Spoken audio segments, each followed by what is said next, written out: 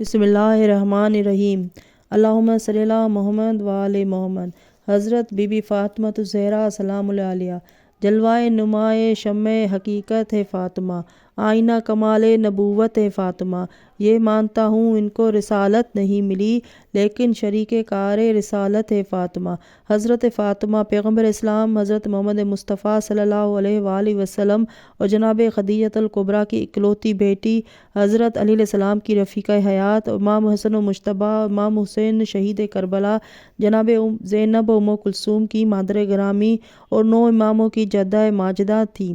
آپ کی مشہور کنیت ام الائمہ، ام الحسنین، ام السبتین ہے۔ مشہور لقب زہرا سیدۃ النساء العالمین ہے۔ ایک روایت میں ہے کہ آپ کی کنیت ام ابیہا بھی ہے، جو میرے نزدیک یہ ام انبیاء ہے، یعنی حسن و حسین کی ماں۔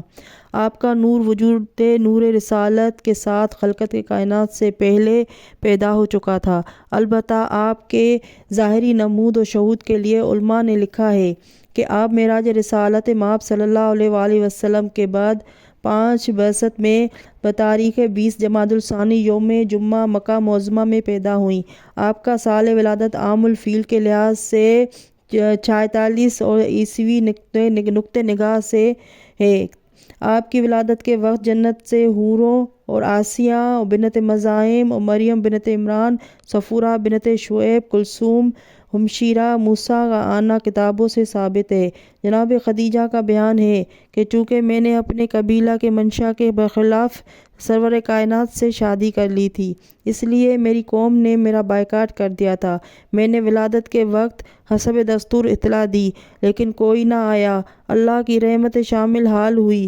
حوروں اور پاک بیبیوں نے قابلہ اور داعیہ کا کام کیا، بچی پیدا ہوئی، رحمت للعالمین کا گھر بقیع نور بن گیا۔ مناقب ابن شہر آشوب میں ہے کہ جناب خدیجہ کے ساتھ جب آن حضرت صلی اللہ علیہ وآلہ وسلم کی شادی ہوئی تو آپ باکرہ تھیں۔ یہ تسلیم شدہ امر ہے کہ قاسم عبداللہ یعنی طیب و طاہر اور فاطمہ زہرا بطن خدیجہ سے رسول اسلام کی اولادیں تھیں۔ اس میں اختلاف ہے کہ زینب، رقیہ، ام کلثوم آن حضرت کی لڑکیاں تھیں یا نہیں۔ یہ مسلم ہے کہ یہ لڑکیاں ظہور اسلام سے قبل کافروں عتبہ، عتیبہ، عقبہ، بصران، ابولہب اور ابو عاص ابن ربیع کے ساتھ بیاہی گئی تھیں، جیسا کہ مواہب الذین جلد 1 میں طب مصر و مروج الذہب مسعودی میں ہے۔ طب مصری سے واضح ہے کہ یہ مانا نہیں جا سکتا کہ رسول اسلام اپنی لڑکیوں کو کافروں کے ساتھ بیاہ دیتے، لہٰذا یہ مانے بغیر چارہ نہیں ہے کہ یہ عورتیں حالہ بنت خویلہ ہمشیرہ جناب خدیجہ کی بیٹیاں تھیں۔ ان کے باپ کا نام ابو الہند تھا، جیسا کہ علامہ معتمد بدخشانی نے مرجع الانس میں لکھا ہے کہ یہ واقعہ ہے کہ یہ لڑکیاں زمانہ کفر میں حالہ اور ابو الہند میں باہمی چکپکش کی وجہ سے جناب خدیجہ کے زیر کفالت اور تحت التربیت رہیں، اور حالہ کے مرنے کے بعد مطلقاً انہی کے ساتھ ہو گئیں اور خدیجہ کی بیٹیاں کہلائیں۔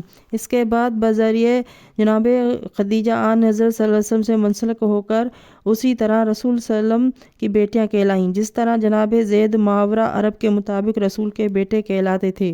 میرے نزدیک ان عورتوں کے شوہر مطابق دستور عرب کے داماد اور رسول کے کہے جانے کا حق رکھتے ہیں۔ یہ کسی طرح نہیں مانا جا سکتا کہ یہ رسول صلی اللہ علیہ وسلم کے صلبی بیٹیاں ہیں، کیونکہ حضور سرور کائنات کا نکاح جب بی بی خدیجہ سے ہوا تھا تو آپ صلی اللہ علیہ وسلم کے اعلان نبوت سے پہلے ان لڑکیوں کا نکاح مشرکوں سے ہو چکا تھا، اور حضور سرکار دو عالم کا نکاح 25 سال کے سن میں خدیجہ سے ہوا، اور 30 سال کے سن تک کوئی اولاد نہیں ہوئی، اور 40 سال کے سن میں آپ نے اعلان نبوت فرمایا، اور لڑکیوں کا نکاح مشرکوں سے آپ کے 40 سال کی عمر سے پہلے ہو چکا تھا، اور اس 10 سال کے عرصے میں آپ کے فرزند کا بھی پیدا ہونا اور ان 3 لڑکیوں کا پیدا ہونا تحریک کیا گیا ہے، جیسا کہ مدارج النبوت میں بتفصیل موجود ہے۔ بلا غور تو کیجئے کہ 10 سال کی عمر میں 4-5 اولادیں بھی پیدا ہو گئیں،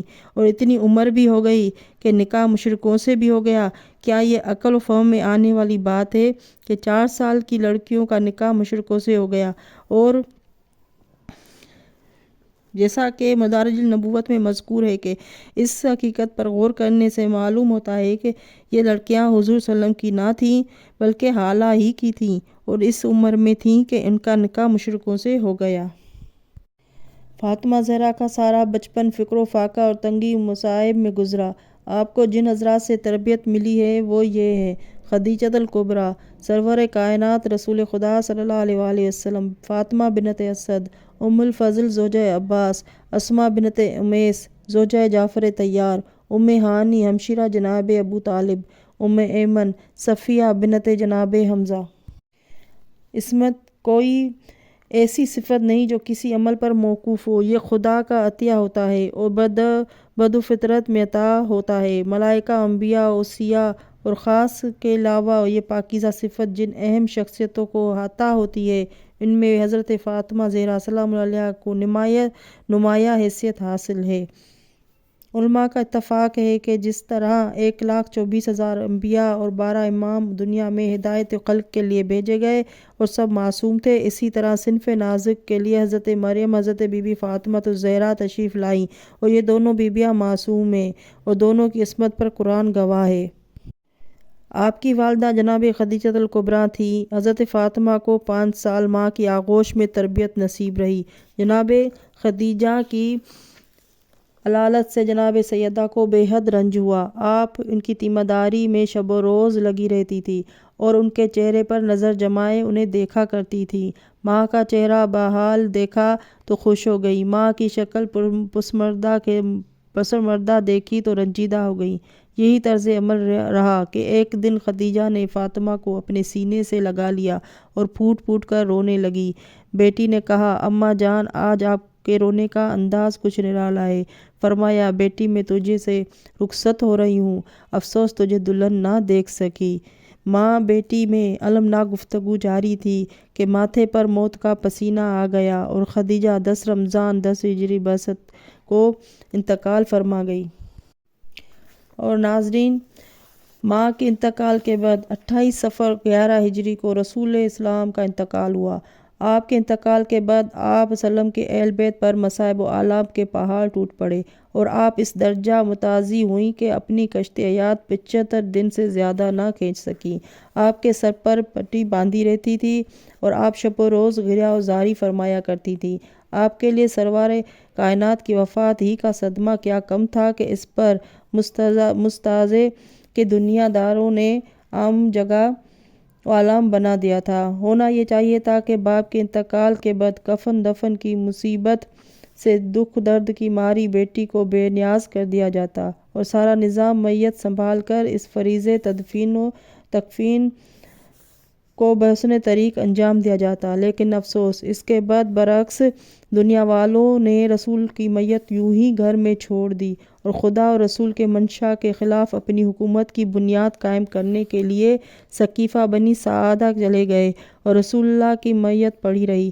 بالآخر آل محمد اور مولا علی مشکل کشا نے اور چند ماننے والوں نے اس فریضے کو ادا کیا۔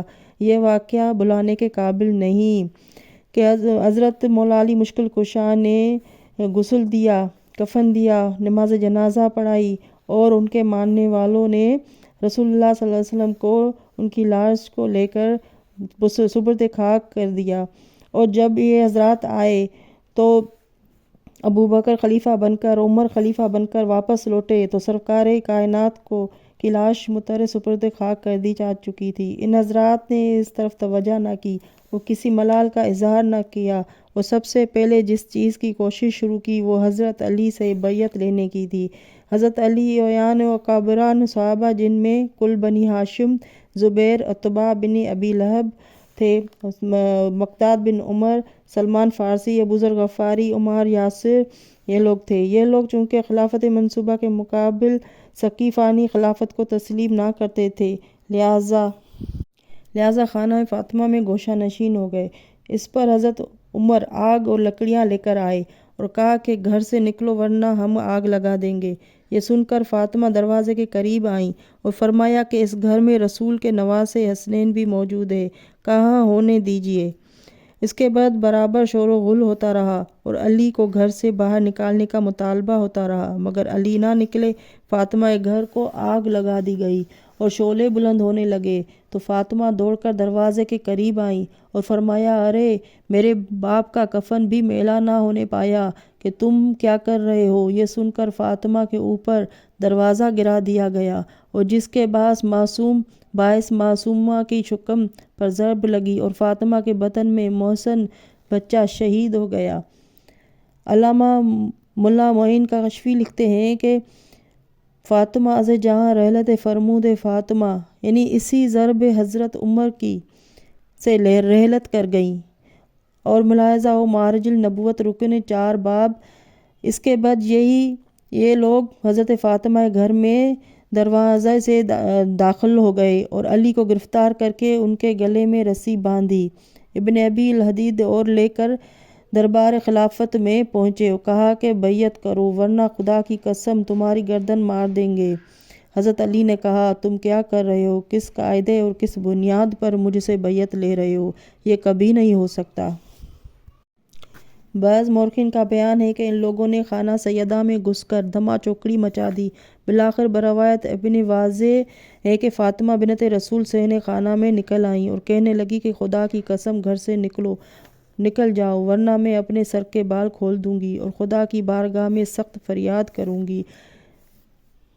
اللہم صلی علی محمد وآل محمد۔ ناظرین، اب تک میرا چینل سبسکرائب نہیں کیا ہے تو سبسکرائب کر لیں اور بیل کا آئیکن کا بٹن دبا دیں۔ اگلی ویڈیو کے لیے اللہ حافظ۔